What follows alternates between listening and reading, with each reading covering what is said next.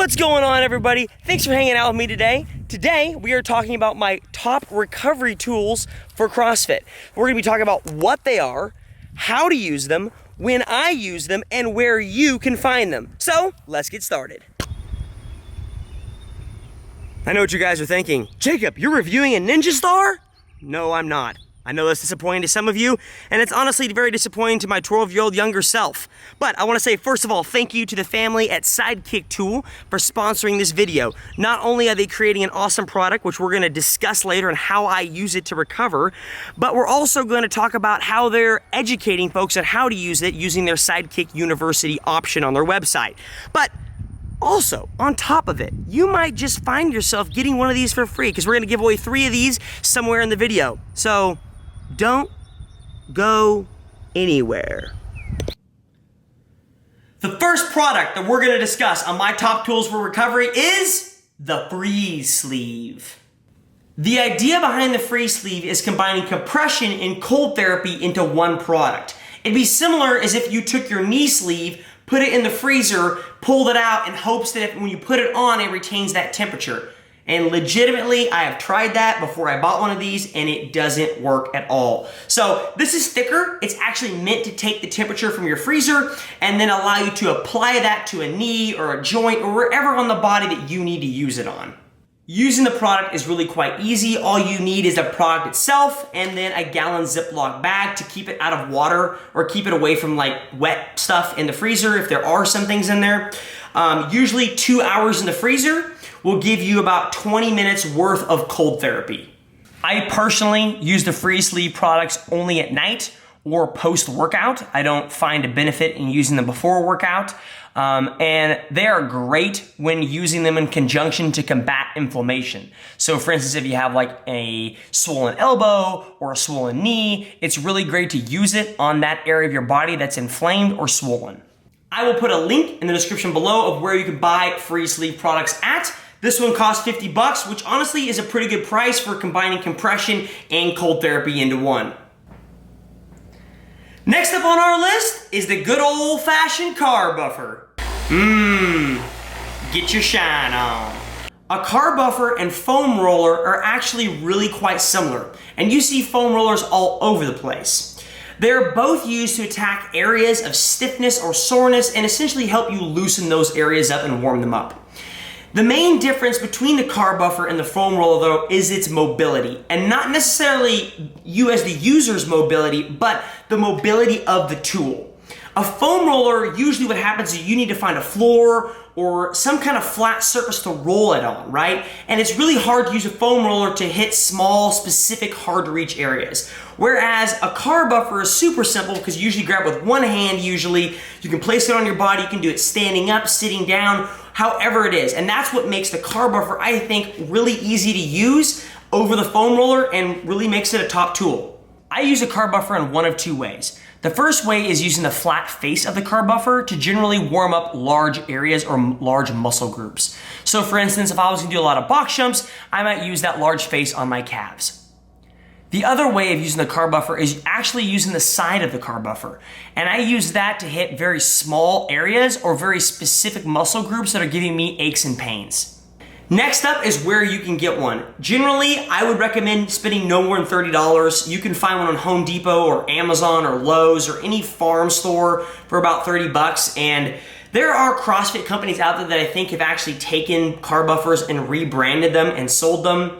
Don't do that. Just go buy a really cheap carb buffer from like your local Home Depot store. I got 2 pieces of advice when it comes to buying a carb buffer though. First of all, make sure when you buy a carb buffer, it comes with a long cord. In the past, I owned a carb buffer that had a very short cord, and then you have to carry around an extension cord when you travel with it, and that just becomes a pain. The second piece of advice I have is they usually come with some form of pad that goes around it. You can replace this pad, so if you're gonna use it after workouts a lot and you're usually sweaty, this is gonna start to smell or get disgusting, so buy a couple extra pads to replace it, you'll thank yourself later.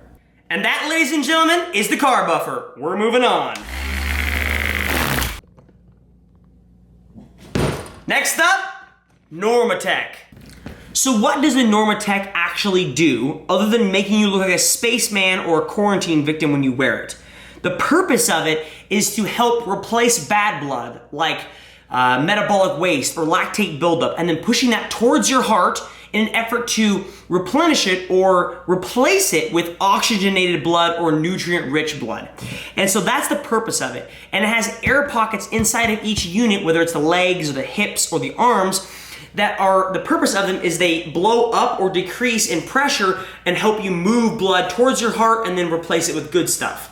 On top of it, it also reduces swelling and pain and does a lot of other great things. I personally own the Normatech Pulse 2.0, which was their new unit that came out in April. Primarily when I use the unit, I use it for post-workout recovery. So say if I go on a long run or a long bike, I will sit in the boots for 20 to 30 minutes after I'm done. You can use it as a pre-warm-up also. It's recommended to use it for like 10 to 15 minutes, and it helps you get blood flowing to certain areas you're about to use.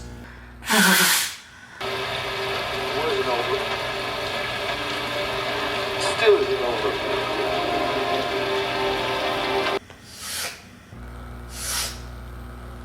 One thing to note is the Normatech units usually come with 3 different options that you can have all of them or any combination of them. You have the boots or the legs, you have the hips, and then you have the arms. When it comes down to the discussion of the price of the unit though, I usually tell somebody, hey, if you have 3 or 4 buddies that you work out with all the time, pitch in together, buy a unit, you will not regret it. Just like all the other awesome products we're talking about, I will make sure to put a link in the description below of where you can find Normatech products at. Next up is the Percussion Massager. The idea behind a percussion massager is that it loosens up muscle tissue with stiffness or buildup. It enhances blood flow to critical areas, which helps pain relief, and it subsequently improves function and range of motion. Using a percussion massager is really quite easy.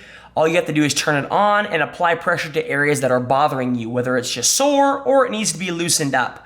When it comes to how I use it though, I tend to exclusively only use a percussion massager before I work out.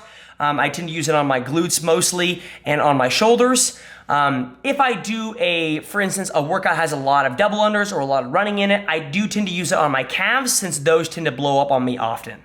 Now, where can you get your hands on a percussion massager? I made this one for less than $100, and I'll put a link in the description below of how you can make yourself one. It's honestly just a power tool and an attachment that's really easy to put together.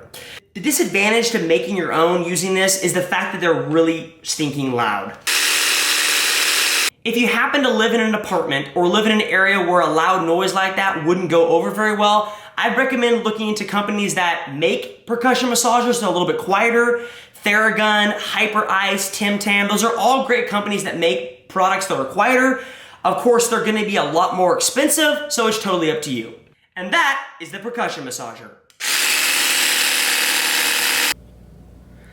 Last but not least, the title sponsor of our video, Sidekick Tool. Most every product that the Sidekick company sells is based on the idea of scraping. And so what is scraping? Scraping is the idea of using their tools, like this swerve tool here, to create minor irritations in muscle groups. This in turn brings about a rapid rush of blood circulation to that treatment area, which with that rapid rush of blood circulation brings about pain relief, anti-inflammatory or reducing swelling, and of course increased blood flow.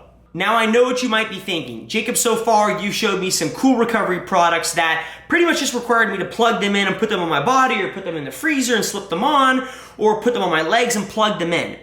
And right now you're talking about scraping, and I've seen my PT do it to me, and therefore doesn't it require like schooling or education in order to do it? And the answer to that is no. The best part about what Sidekick Tool is doing is they're actually empowering people and letting them know that it's really quite simple. You just have to have a little bit of working knowledge. And so when you go buy a Sidekick Tool product for the first time, so for instance, let's say you go and bought the Swerve for the first time, you would get free and a lifetime membership to what they're calling Sidekick University. And essentially what that is, it's an online database of videos that they created that the purpose of it is to show you how to effectively use your tool, how to target specific areas using it, and how to combine scraping along with a great stretching routine in order to improve your mobility and recovery. Now, I personally own 2 products from the Sidekick Tool company. That's the Swerve and the Longbow.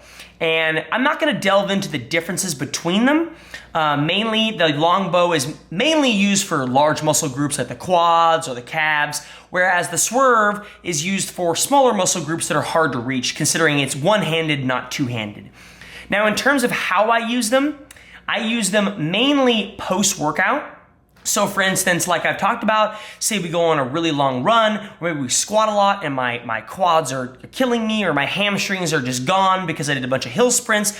That would be something where I would use the Longbow on my hamstrings or quads to effectively get an increase of circulation of blood to that area. Now, you can also use it for a pre-workout also. I've seen a lot of guys use the Swerve on their lats to increase mobility when snatching, and that's also a great usage of the tool. But mainly when I use the tool, I predominantly use it for post-workout recovery.